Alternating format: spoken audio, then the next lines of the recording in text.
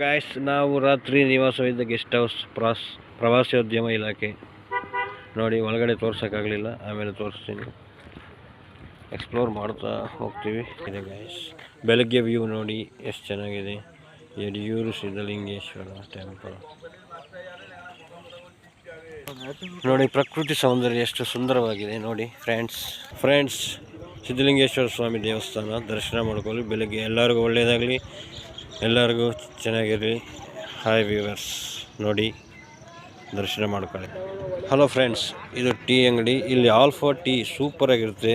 ಯಾವಾಗಾದರೂ ಕುಣಿಗಲ್ಗೆ ಬಂದರೆ ಇಲ್ಲಿ ಇವನ್ನವರ, ನಿಮ್ಮ ಹೆಸರೇನಲ್ಲ, ಇವರ ಹತ್ರ ಟೀ ಕುಡಿ, ಸೂಪರಾಗಿರುತ್ತೆ.